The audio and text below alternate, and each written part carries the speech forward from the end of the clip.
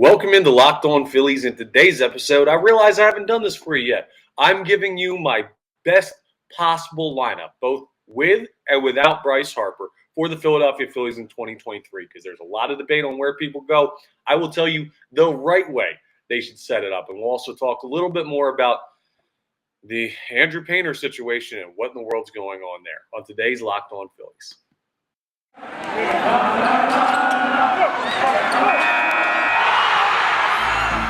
You are Locked On Phillies, your daily Philadelphia Phillies podcast. Part of the Locked On Podcast Network, your team every day.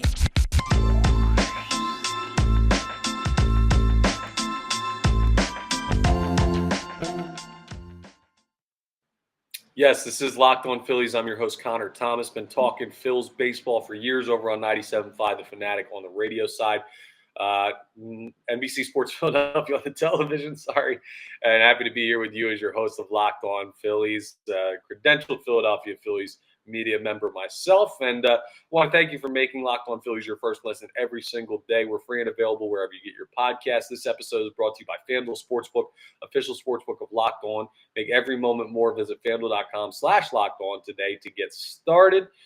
So, I realized I haven't done this for you yet. I was running through what I need to get into on today's show, and I'm like, I think I said it on air, on radio, and I posted an article on the website for 975thefanatic.com about it, but I don't think I've discussed it with you fine folks here on Locked On Phillies. So the ideal Philadelphia Phillies lineup, both with and without Bryce Harper. I want to run it down because there's a lot of ways that this can go. A lot of different changes that can be made. And honestly, last year there were a few right answers and a lot of wrong ones. The year before, there was like no right answer and all wrong ones. Before like Nick Castellanos and Kyle Schwarber came in and everything. You got Edmundo Sosa, Bryce Stott was called up, all that good stuff. You know how that works. This year, there's like all right answers because the team is just so talented top to bottom. It'd be really hard to mess up this lineup. There are a couple spots, though, where it's really important that you get it right. So let's jump into it without further ado. First off, leadoff spot. This is one of those spots you have to get it right. Trey Turner has to be your leadoff hitter. This first lineup I'm talking about is without Bryce Harper, but either way, Trey Turner is your leadoff hitter. He's number one in the lineup. He should be. He's got the speed. He's got the average. He can hit for power. He can set the table. He can do all that good stuff. He's just a lockdown leadoff hitter. That's what he is. He's got to be there. So Turner's batting first, playing shortstop. Batting second, I really, really like Kyle Schwarber after what I've seen this spring training. He just seems to fit there for me.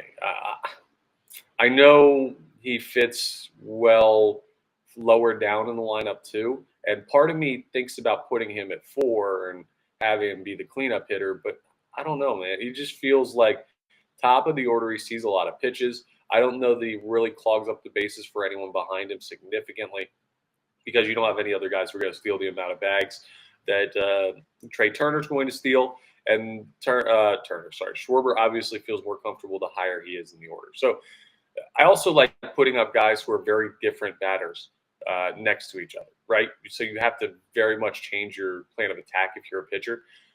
Trey Turner and Kyle Schwarber are two totally different types of weapons, where Kyle Schwarber is going to hit the ball 500 feet and Trey Turner is going to hit the ball 150 feet on a line and end up on second base with a double because he put it in the gap. Like, you got to attack the guys differently. Righty versus lefty. I mean, I just think it's a good setup in the top two. Third, I'm going to put JT Realmuto. So JT's going to bat third. He's your best overall hitter without Bryce Harper in the lineup. So JT bats third. He can bring the power. He can hit for average. He can swipe bags if Schwarber's not on base in front of him. All this good stuff. So yes, JT bats third, catches. Fourth, cleanup is Rhys Hoskins. Now that's two righties in a row, two guys in a row. But I think they're both versatile enough hitters that it's not a big deal where you're looking at like two righty power hitters or two lefty power hitters or anything.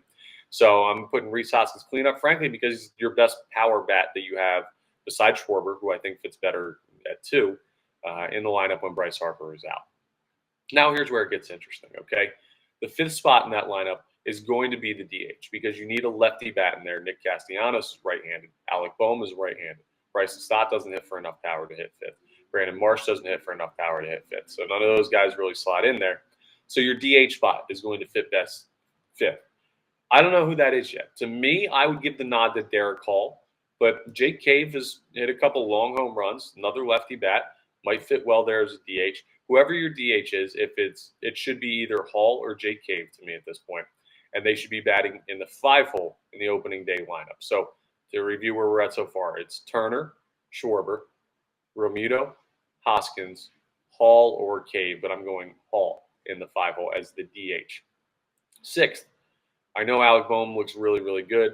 It looks like a guy who's going to be leaving the yard more. We talked about that. Hopefully that plays out to fruition. I'm putting Nick Castellanos sixth. He's making too much money to not be in the top 6 in the lineup. And frankly, this probably feels low to him, but after last year, he hasn't earned a higher spot in the lineup than this. But Bohm will be fine at 7. I need Castellanos' confidence up, and the further you drop him down the lineup, the more it's like, this team doesn't believe in me anymore after this year. A vote of confidence would be putting Castellanos at 6, and I think that's where he fits. So I'm putting him at 6. I'm putting Alec Bohm 7th in the lineup because he's your next best hitter, and he deserves to be higher as well. Again, this is just a stacked lineup. That's the thing. When you're saying names like Alec Bohm and Nick Castellanos, 6 and 7 in a lineup, you got a pretty darn good team. And then I'm rounding out with the 2 young lefties. I like Bryce Stott in the 8-hole, and I like Brandon Marsh in the 9 spot. I think it's very important Brandon Marsh bats the 9th for this team as a sort of second leadoff hitter, as a guy who I think is speedy enough to really set the table for Trey Turner at the top of the lineup when the lineup flips over. I think that makes a ton of sense to have the lineup wind out that way. So to recap what I have it as, I've got Turner, Schwarber, Romuto, Hoskins, Derek Hall, or it could be Jake Cave as well if you prefer him at DH, but whoever's DHing, Nick Castellanos, Alec Bohm, Bryce Stott, Brandon Marsh. There's your lineup. Edmundo Sosa is a guy that could come off the bench for you. Whatever DH is not available or is not starting could come off the bench for you. Josh Harrison could come off the bench for you, but that's your lineup on opening day if I'm the manager of the Philadelphia Phillies. I think that's a pretty darn good one because top to bottom, the key is even if you have like a spot in the lineup where it's easy for a given pitcher, you shouldn't give them 2 or 3 in a row. Schwarber and Turner, great pairing. Romuto and Hoskins, great pairing, both really good hitters. You can look at Schwarber and Romuto, great pairing. Hoskins and Hall, 2 power hitters from either side of the plate. Tough to attack. Hall and Castellanos, 2 very different guys. Hall, a young hitter, who's going to try and hit the ball out of the ballpark. Castellanos, a doubles hitter, who's a righty who's going to work the other way. It's great. Castellanos and Bohm. Bohm probably a more selective hitter with a little bit better plate coverage, so you're going to have to pitch different than Castellanos, who chases a lot. Bohm to Bryce Stott, lefty-righty. Bryce Stott to Brandon Marsh is probably the most similar, but you got 2 guys 8 and 9 in the lineup. Hey, what are you going to do? I love that lineup for the Philadelphia Phillies without Bryce Harper. Now, with Bryce Harper coming up, I'm going to tell you how everything shifts around, and it's actually a rather simple fix, but it's not because you put him – it is and it is. It's simple where to put Bryce. It's a little bit more complicated to build the best lineup around him. Again, just like that one I just laid out, there aren't really too many wrong answers because of how talented this team is, but there is a way that I'd prefer it to be set up. I'll tell you about that coming up next as we continue Locked On Phillies. All right, the NBA season is going strong right now. The Philadelphia 76ers with a couple of really good wins in a row. They got another game against Minnesota this week. And FanDuel, America's #1 sportsbook, it's the perfect time to download their app and go ahead and see what they've got with the NBA slate. And especially now, because new customers getting no sweat first bet up to $1,000. That's bonus bets back. If your first bet doesn't win, just download the FanDuel Sportsbook app. It's safe. It's secure. It's super easy to use, all this good stuff. And you can bet on everything from money line, point spread, threes made, and other player props and stuff like that. Plus, FanDuel even lets you combine your bets for a chance at a bigger payout with a same-game parlay. So you can bet the money line and number of threes made and everything like that all in one bet, and you can end up with more money than if you just hit each individually. So it's perfect. You can go ahead and get that all squared away over at FanDuel. They do great work. The app's so easy to use, I promise. It's been my FanDuel. It's been my sportsbook of choice even before they started sponsoring Locked On. So I mean it. They're the best. So don't miss the chance to get your no sweat first bet up to $1,000 in bonus bets when you go to FanDuel.com/LockedOn. That's FanDuel.com/LockedOn to learn more. Make every moment more with FanDuel, an official sports betting partner of the NBA. How does the lineup shift around when Bryce Harper comes back? That's a question that Rob Thompson is going to have to answer around the All-Star break, but we're going to try and answer it right now because we got time. What else are we doing with our time, right? You're tuned in for the episode. We already went through the first lineup. Might as well give you what the next one will look like, the better version, with the MVP caliber player that the Philadelphia Phillies have returning from injury back in it. So stuff does change. A good amount is going to shift in this lineup because I love having righty, lefty, righty, lefty, righty, lefty, righty, lefty. I know in the modern game, we're seeing less and less players, or less and less managers, I should say, use their players in a lefty-righty matchup exclusively. Some of the old school guys still do it, but some of the newer age managers are looking straight at the analytics and numbers, and there are some guys that just they match up fine against lefties, even if it's a righty-lefty matchup or this, that, and the other thing. Certain players, they might match up better at a lefty against a lefty career-wise than they do against a righty. I don't know. There's all these weird numbers that go into it. Bottom line is I still like to go righty-lefty, righty-lefty, righty-lefty as much as possible, or lefty-righty, like your leadoff hitter doesn't have to be right-handed. Alternate to make it tougher on a pitcher to switch back and forth. That's always more difficult than if you can just get a groove of throwing the same pitches in the same spots to get the same-handed batters out. So with that in mind, Trey Turner's still going to bat leadoff. That's not changing. I promise you.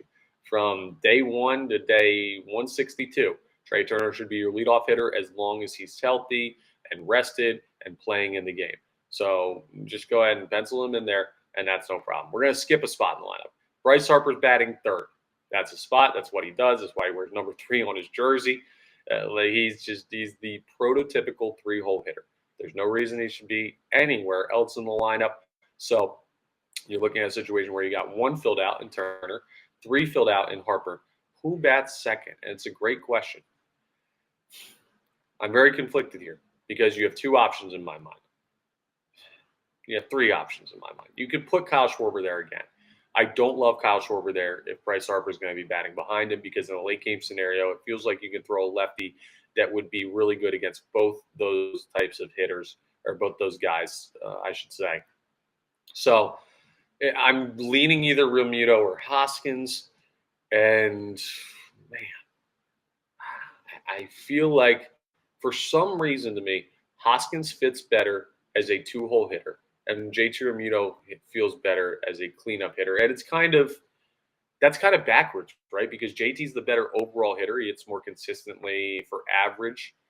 He has better like gap-to-gap power and doesn't leave the ballpark as much as Hoskins does. So that should say Reese would be your cleanup hitter, right?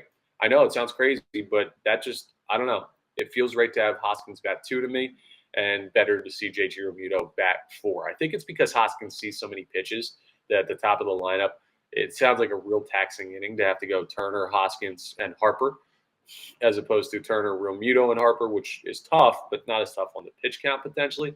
I don't know. That's just what I feel. So I'm going Turner 1, Hoskins 2, Harper 3, and Harper I'm putting as your right fielder in this scenario. Schwarber's going to DH. I think Harper's the better fielder than Kyle Schwarber. Harper's going to play left. Castellanos is going to play right, and Schwarber is going to DH. So, moving on. Cleanup now. I'm going Realmuto.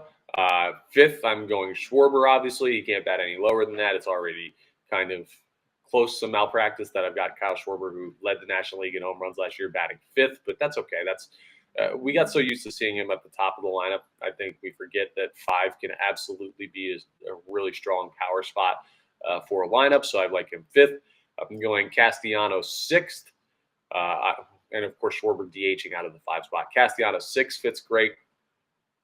This I'm going to switch up a little bit too, because I want to have, if I'm going to have the opportunity to go right, left, right, left, right, left the whole through, I'm going to keep it going. I'm going to bat Bryson Stott higher than Alec Bohm in this, because when I look at what the middle of that lineup is, Schwarber's going to try and lead the yard. Realmuto is batting before him, so when Kyle Schwarber hits home runs, it's going to basically reset everything. Castellanos is not really a high average guy, so he's not really going to set the table. I'm going to use Bryce Stott as kind of a second leadoff guy in the middle of the lineup, while that's normally the 9-hole hitter. to set the table for a guy like Alec Bohm, who I think is going to have a power surge this year. So Bohm is not constantly chasing Nick Castellanos strikeouts. So I'm going to have Bohm bat 8th, Stott bat 7th, which is a flip-flop from the lineup without Harper. And then 9th is still going to be Brandon Marsh. The 3 guys you should have penciled in all year, every day, when healthy, is Turner at 1, Harper at 3 when he comes back, Brandon Marsh at 9. That I feel strongly about. And the other stuff you can move around a little bit. I'm just telling you where I'd put him in. So, again, without Harper, it would be Turner, Hoskins batting 2, Harper batting 3, Muto batting 4, Schwarber batting 5, Castellanos batting 6th, 7th is Bryson Stott, 8th is Alec Bohm with a little flip-flop there, and 9 is Brandon Marsh rounding out everything, making that lineup absolutely terrifying. I mean, what's the easy part of that lineup? There is none. There literally is none. Even when you get to I guess the easiest stretch would be Stott, Bohm, Marsh. Those are guys that played really well in the playoffs last year. Alec Bohm was almost a rookie of the year. Bryson Stott is that caliber of player at that point, at this point in his career, of what Bohm was when he was coming up. So he's got potential to grow. Brandon Marsh looks like his swing's much better. I mean, guys, this lineup's a wagon. Any way you slice it, they're so darn good. And I lean more and more towards the Phillies. Maybe they should be favored in the National League East. I don't know. There's some good teams out there. There's some good pitching staffs out there in the East, and with the Braves and the Mets. But that lineup I don't know how people beat them. I really don't. Any way you draw it up. That's how I would draw it up. That would be my ideal Philadelphia Phillies lineup, both with and without Bryce Harper. So there you go. You have it. You can go ahead and pencil that in, and we can see on opening day who's where and how close I am to what Rob Thompson was thinking about when he put together the opening day lineup coming up. End of the month when the Phillies take on the Texas Rangers for Game 1 of 162. Coming up, I'm going to give you a little update on the Andrew Painter situation, talk you through how I'm feeling. Maybe talk some people off a ledge, maybe talk some people onto a ledge. Listen, I'm just going to talk you through my stream of consciousness feelings on Andrew Painter because we still don't really have an update yet. So I'll go ahead and run through that as we continue and wrap up Locked On Phillies. Okay, so the latest we've heard on the Andrew Painter front officially is nothing from the Philadelphia Phillies. I've seen a bunch of stuff floating around on social media, and we're starting to get in that speculative zone where everyone's very nervous and they're throwing out, this probably means this and this probably means that, and all these other good things. I'll tell you what it probably means that we've waited so long to hear an update. He's probably going to a second opinion doctor. So they probably got the MRI back that he did, saw something, had a recommendation, or the first doctor saw this and thought it was this. So he's like, okay, well, we're in no rush. We're going to get a second opinion. I'm sure the Phillies agree with that as well. I'm sure it's actually Phillies driven. No rush. We'll get a second opinion if you want to. And then Andrew Painter's, it's on him to go ahead and find someone who's not the Philadelphia Phillies certified doctors to go ahead and get that done. So we'll hear back when we hear back about what is going on and what they saw in the MRI and the specifics about it and everything. I saw some tweets that it's not believed to be long-term, but what does that mean? Does that mean after this year it's not going to affect him? Does that mean it's 4 months, 6 months, but not over? Like, I don't know. It's such vague commentary right now because we don't have an official update. To me, when I hear that, it sounds like not Tommy John, but I don't know. Maybe it's tendonitis. Maybe it's a strain of the UCL. Maybe it's something else entirely in the elbow. There's another thing in there that it's your triceps tendon, which the UCL is on the interior of your elbow. The triceps tendon is on the exterior, a little bit higher. They can have strain depending on how you throw, or it could be an injury from working out or something like that. Listen, I don't know. There's a bunch of stuff going on in the elbow, so there's no guarantee that it's UCL related even. It's just we hear elbow, it's the first thing you think of. You think Tommy John. I don't know whether it is or it isn't, so we shouldn't. I've gotten tweets already of people saying just tell him to get Tommy John now and get on with it, whatever. Like, no, if he doesn't need Tommy John, don't get Tommy John. And it may not be as serious as it seems, and it literally could be a case that he got an MRI, and the Phillies doctor said, hey, you have a strain in your UCL, we're going to shut you down for a month. And he's like, wait, I don't want to be shut down for a month. I want to try and make this team. I'm going to go get a second opinion to see if I can only be shut down for 2 weeks. And we're waiting on that, and we're seeing just the time frame of the injury. So there's a lot of back and forth, I'm sure, between Andrew Painter and the Phillies organization about it. He was at practice yesterday on Tuesday, so I don't. We'll see what they have to say about that. But I wouldn't super freak out about Andrew Painter yet. And this is without an update. I mean, I'm recording this. I know I said yesterday, Tuesday. I'm recording this Tuesday afternoon. So if you're watching this on Wednesday, I don't have an update at this point or anything like that. I'm just cautioning you to don't jump off the ledge yet. But if you're thinking, oh, he's just going to be fine, it does sound like there's something that's worth a second opinion. So it's not good news. It's not terrible news. It's not really any kind of news how you slice it. But if you're leaning one way or another, I wouldn't be too cautious with Andrew Painter as far as saying, oh, well, he's going to be hurt all year. And I wouldn't be too calm with this situation, either saying, oh, he's going to be fine. It's something in between, and that's a lot of gray areas. So I guess we'll just have to see how that plays out. Yeah, that's how elbow injuries and young pitchers go, but it is what it is. He was back at practice at the time we were recording this on Tuesday, so hopefully we'll have an update in the next day or two. And we'll see. And it'll put our minds at ease, or it'll make us all very upset and hate Philadelphia sports again. But one way or another, we should find out soon. So I'll let you know when we do. That's all I have to say on the Andrew Painter front. That's all for today's Locked On Phillies. I want to thank you for making Locked On Phillies your first listen every day. We're free and available wherever you get your podcasts. Now, for your second listen, check out Locked On Fantasy Baseball. Win your league by listening to Matt and Dom every day as they bring you the best fantasy draft strategies. Find Locked On Fantasy Baseball wherever you get your podcasts and on YouTube. Part of the Locked On Podcast Network, your team every single day. Go ahead and check them out if you're getting into fantasy baseball this year. And you should. It's a fun thing to play. And you can have a lot of Phillies on your team and play really well. Thanks, as always, for checking out Locked On Phillies. Make sure you're rating, reviewing, subscribing. Subscribe on YouTube. Go ahead and check that all out. I appreciate you doing that. If you haven't done that yet, what are you waiting for? Click the bell. Click the subscribe button. It's nice and easy. Costs you nothing. Takes a millisecond of your time. Helps me out significantly, so I appreciate it. And I will talk to you next time on the next episode of Locked On Phillies.